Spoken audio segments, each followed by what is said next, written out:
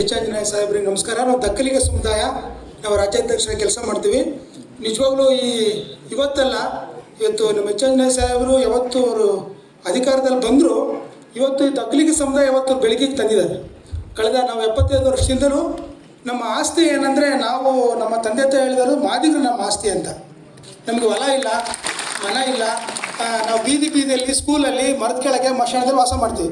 ಇವತ್ತು ನಮ್ಮ ಅಜ್ಜನ ಕೇಳಿದ್ರೆ ಮಾದಿಗರು ನಮ್ಮ ಆಸ್ತಿ ಅಂತ ಹೇಳ್ತಾರೆ. ಇವತ್ತು ನಾವು ಸಹ ಅದನ್ನು ಹೇಳ್ತೀವಿ, ಒಪ್ಕೊಂತೀವಿ. ಮತ್ತು ನಮ್ಮ ಸಾಹೇಬರು ಮಿನಿಸ್ಟರ್ ಆಗಿದ್ದಾಗ ನಮ್ಮನ್ನು ಅತಿ ಸೂಕ್ಷ್ಮ ಅಲೆಮಾರಿಗಳಂತೇಳಿ 49 ಜಾತಿನ ಗುರುತಿಸಿ ಅವ್ರ ಕಾಲದಲ್ಲಿ ಒಂದು ಕೋಶ ಮತ್ತು ಅಲೆಮಾರಿ ನಿಗಮ ಅಂತ ಮಾಡಿದರು. ನಾವು ಸಾಹೇಬ್ರನ್ನ ಏನು ಕೇಳ್ತೀವಿ ಅಂದರೆ, ನನಗೆ 42 ವರ್ಷ, ನಾನು 10-12 ವರ್ಷದಿಂದ ನಾನು ಈ ರೀತಿ ಬೀದಿ ಇಡೀ ರಾಜ್ಯನೆಲ್ಲ ಕಾಲ್ನಡಿಗೆಯಲ್ಲಿ ನೋಡಿದೆ. ನಮ್ಮ ಎಚ್ ಆಂಜನೇಯ ಸಾಹೇಬರು ಅಂತ ನಾನು ನೋಡಿದ್ದೀನಿ, ಮುಂದೆ ನೋಡಲ್ಲ, ನನ್ನ ಮಕ್ಕಳು ನೋಡಲ್ಲ ಅಂತ ನನಗೆ ನಂಬಿಕೆ. ನನ್ನ ಮಕ್ಕಳು ಹೇಳ್ತಾ ಇದ್ದೀನಿ, ಇಂಥವರು ನಮ್ಮ ಸಮಾಜದಲ್ಲಿ ನಮ್ಮ ದಕ್ಕಲಿಗ ಸಮುದಾಯ ಪ್ರೀತಿ ಮಾಡೋರು. ಮತ್ತು 49 ಜಾತಿ ಚಾಟಿ ಹೊಡ್ಕೊಂಡು ನಮ್ಮಂತಂದು ಸಿಂಧುವಳ ಅಂತ ಒಂದು ಸಮುದಾಯ ಇದೆ, ನಾನು ಹೇಳ್ತಿದ್ದೀನಿ.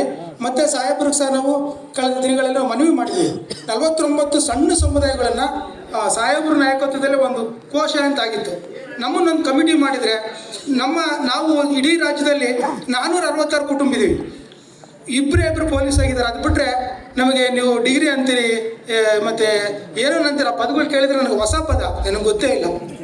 ನಾನು 3ನೇ ಕ್ಲಾಸ್ ಓದಿದ್ದು, ಆಮೇಲೆ 7ನೇ ಕ್ಲಾಸ್ ಓದಿ SLC ಪಾಸ್ ಮಾಡ್ಕೊಂಡೆ, ಅಷ್ಟು ನನಗೆ ಗೊತ್ತು.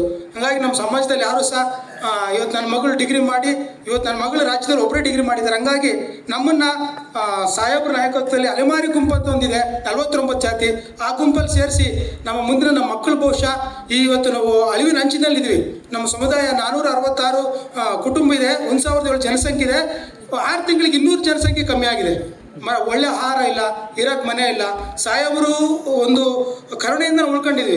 ಅದೇ ಕರುಣೆ ತೋರಿಸಿ ನಮ್ಮ 49 ಜಾತಿ ಅಲೆಮಾರಿ ಗುಂಪಲ್ಲಿ ಸೇರಿಸಿ ನಮ್ಮನ್ನೆಲ್ಲ ಅಲೆಮಾರಿಗಳೊಂದು ಗುಂಪು ಮಾಡಿ ಅವ್ರ ಕಾಲದಲ್ಲಿ ನಮಗೊಂದು ಮಾರ್ಗದರ್ಶನ ಮಾಡಬೇಕಾಗಿ ತಮ್ಮಲ್ಲಿ ಕೈ ಮುಗಿದು ಕೇಳ್ಕೊಂಡು